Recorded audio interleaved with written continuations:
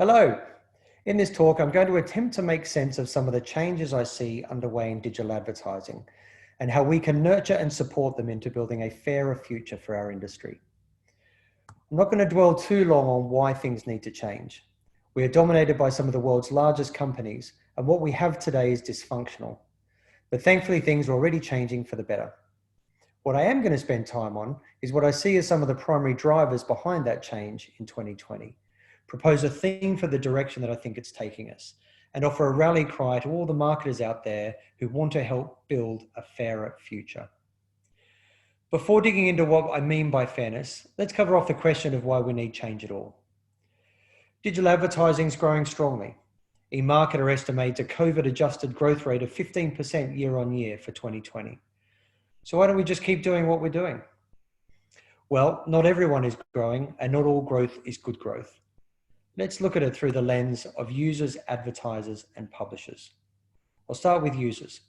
According to the Advertising Association, public favorability in advertising has almost halved, from 48% in 1992 to 25% in 2019. From this, the AA created the Trust Working Group with ISBA and the IPA. Their first action was to commission the biggest study into public trust in advertising. What were the takeaways for digital advertising? Users hate the intrusiveness, the bombardment, data exploitation, and fraud. What's interesting about the study was the headline statistics are terrible. But part of the study included video interviews with a number of people who participated in the study. The sentiment and tone towards advertising on the whole wasn't bad at all. In fact, there are many examples cited of really good and compelling advertising. It's the bad advertising that people don't like. So what are the consequences of all that bad advertising? Well, over a third of internet users now use an ad blocker. Safari and Firefox introduced tracking prevention in 2017 and 2018. And Google finally followed this year and put an end to the user level data we've all become hooked on, forcing a rethink on how we track, target, and measure the effectiveness of digital advertising, which is a good thing. And so we come to our first big driver of change in 2020, the death of the third-party cookie and tracking. A second big driver of change is data regulation, GDPR in the UK and Europe. Almost everyone's been consumed by the GDPR in the past 2 years, so I'm not going to say any more about it. So what about advertisers? Well, over 800,000 new companies that spend money on advertising have been created in the UK since 2003. Google and Facebook have created a whole new generation of internet-savvy businesses. So there are some real positives that come from programmatic advertising for advertisers. But what about the rest of the advertising market? What about the 15 brands that participated in the ISBA PwC report into the programmatic supply chain published earlier this year? What do they think? The average campaign in the study, this is not the worst, the average, ran on 40,000 websites, which leads to our next driver of change, brand safety. For all of the campaigns that were measured, only 12% of the impressions were measurable, which means our next driver of change, measurability. And of those that were actually measured, 15% of the advertiser budget just disappeared into the ether. We don't know where it went. Which leads to our next driver of change, transparency. The company I run, the Ozone Project, we have a direct engagement with nearly all 13 of the brands who participated in the study, who, apart from being embarrassed that they don't even know the extent of the issue, are angry and frustrated at the negligence and structural failures in what is supposed to be an efficient marketing channel. And what then about the publishers? Did the promise of unlocking all those unsold impressions offset the decline in premium yields for publishers? Publishers today are operating in an advertising industry where two companies capture 90% of the total digital advertising spend and who don't actually publish content themselves, who've convinced regulators and tax officials that the rules that everyone else abide by do not apply to them. Of the remaining 10% of the digital spend, the news publishers I work with capture a little over 2%. And yet of the 45 million users of Google in the UK, the 44 million of Facebook and the 43 million of Amazon, the same news publishers have a higher readership with 45.1 million. The same reach with audiences and yet 1/40 of the revenue. Logic would dictate that this is what advertisers want, and that the tech platforms are driving 40 times the value of advertisers compared to the news publishers. As mentioned earlier, I think for smaller tactical advertisers, that's probably true. But for the remaining 55% of the ad market, the latest PwC ISBA report would indicate otherwise. I should point out here, I'm not trying to lay responsibility for the dysfunction we have today solely at the door of the platforms dominating 90% of our industry. Actually, quite the opposite, as you'll soon see.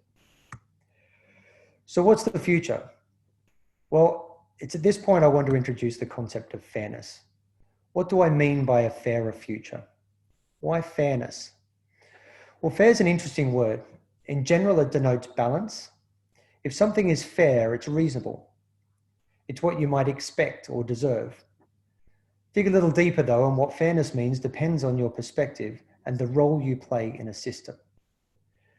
To explain, I'm going to use fair trade bananas as an example. I'll caveat that I know nothing about the market for fair trade or bananas, so this is purely fictitious based on what I imagine is actually true. At some point in time, someone claimed that the market for bananas was unfair, and presumably that meant that banana growers were not fairly paid for their bananas, and that the value exchange between buyer, seller, and middleman was not balanced. So the concept of fair trade was introduced. Now, there are some important building blocks to fair trade. There needed to be a level of dissatisfaction with how things were to motivate change. There needed to be a different way of doing things that was well thought through and presented a compelling alternative. There needed to be information symmetry, a clear understanding of where value is captured. And with bananas, this meant auditing of supply chains and creating standards to define what's good and provide confidence in the concept of fair trade. And there needed to be education for buyers so that the banana purchaser, i.e. me, has sufficient understanding of the choice that I'm making between normal bananas and fair trade bananas. The last point is the most important point and comes back to my earlier point of fairness depends on the role you play in a system. If you are a supplier and you think the system is unfair, you want the buyer to know about it. But if you're the buyer, you don't want to be told what to do. You want information to be able to make an informed choice of your own. Information and education is key. So, can we apply the fairness concept to programmatic advertising? Well, a lot of the building blocks are there for fairness to exist. I think many of you can spot some of the biggest challenges. Is the level of dissatisfaction we have today sufficient to motivate change? Well, I think based on the drivers we've just discussed, with third-party cookies and tracking changes, data is disappearing. So we need to change whether we like it or not. And we need to rethink how we measure success. Again, this is a good thing. On top of that, we've got data regulation, brand safety concerns, measurability issues, transparency issues. No one wants to go back to a repeat of the ISBA PwC report. And finally, a poor value exchange. So do we have an alternative? Well, this is an interesting question. Maybe a better question for digital advertising might be, how do we know what good looks like? Well, we've got some great frameworks that are growing in popularity by the day. We've got the Attention Council, the Disinformation Index, ISBA's 5-point plan, all emerging concepts to point us in the right direction. Digital advertising has always operated in its own silo, with its own ad tech metrics that are not aligned to other media channels and often overstate their true value. It's for this reason I'm a big fan of Chrome discontinuing support for the third-party cookie, arguably the lifeblood of most of these metrics. It forces us all to rethink and think differently about how we define success, ideally to metrics that matter, that drive real business value rather than channel tactics. It's out of this forced change that alternatives will emerge, but they will almost certainly be alternatives where advertisers and publishers have a more direct connection to each other. Do we have information symmetry? Well, the PwC report ranked data maturity in our industry at somewhere between weak and average. For an industry dominated by 3 out of the 5 most valuable companies in the world, that doesn't really sound good enough. Without transparency in supply chains, distrust will continue and programmatic advertising will die on the vine. The alternative buyers will seek will just bypass the distrust, working directly with large publishers and aggregators such as Ozone at the expense of the broader market. And finally, to the last point, do buyers have the right information to make an informed choice? The banana fair trade people had to believe that enough consumers cared about the banana growers and where their money was spent. Otherwise, the whole concept wouldn't have worked. They tapped into the fact that I cared. In advertising, I don't think most brands have really engaged enough or cared about where their digital ads have appeared.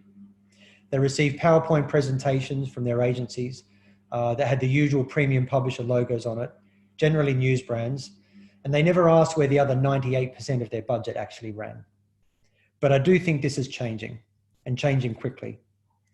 Brands are increasingly realizing that this is not just a supply chain problem, and that they have to engage to solve these issues. And they are. Imagine a world where brands know where their ads actually appear, where their measures of success build real business value, where their suppliers are incentivized to support these measures of success, where supply paths are clear and transparent, where all the actors in the supply chain are fairly remunerated for the value they bring, and when vendors are working in the best interests of their customers and not the other way around. That's the world that I want to work in. It's one thing to talk about what needs to change, but it's another to believe that change is possible. And when I agreed to do this talk earlier in the year, COVID was barely in the news. Wow, how quickly things can turn upside down. And while the main driver of changes predated COVID, how we react to them can change quickly. And this is where I come to my final driver and the biggest driver of change, the COVID reset button.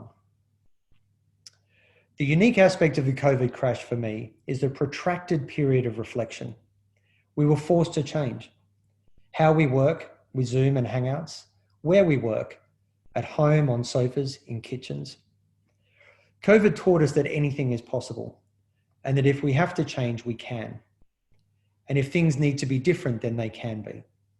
And certainly for me, a reminder of why I do what I do, why I sit on 10 hours of Zoom calls each day. To quote Simon Sinek, what we do proves why we do it. I do what I do because I believe in a fairer future for programmatic advertising. In fact, I don't need to believe we can create change because with Ozone, we invoke change every day. Ozone doubled in size during lockdown, 100% quarter-on-quarter growth. Let me tell you how. I have an amazing team who have worked their bollocks off during COVID. And while they're tired and frazzled by trying to sell advertising packages from their bedrooms to agencies that are furloughed and clients that have pulled spend, or trafficking campaigns while juggling a 2-year-old on their lap, without exception, their commitment and motivation never once wavered. But why? Why are we so committed when in reality we're just delivering digital campaigns on premium publisher websites? The truth is we don't see it that way. We aren't just selling ads. We are creating a fairer future and believe that we can make a difference. Importantly, the buyers that we work with can see our commitment to change. They don't buy the ads we sell them. They buy why we sell them. What we do proves why we do it. And this is my call out to all those marketers out there who are listening and agreeing but not acting. Get off the fence, engage, ask questions, be curious, challenge. We can't build a fairer future without you. I believe you want to invest in a quality content world because society is a much poorer place without it. And investing in that world gives you purpose, and that is worth more than any ad tech metric you can measure. Believe that change is possible and it will happen. The world is moving online. This is about more than just advertising. We have a responsibility to build a fairer future, not just for advertisers and publishers, but for our customers, consumers, and society. I also believe it's got very complicated and serious. Let's move on from all the talk of brand safety, fraud, trust, transparency, and let's work together to build a fairer future and put trust, safety, and a bit of fun back into advertising. Thanks.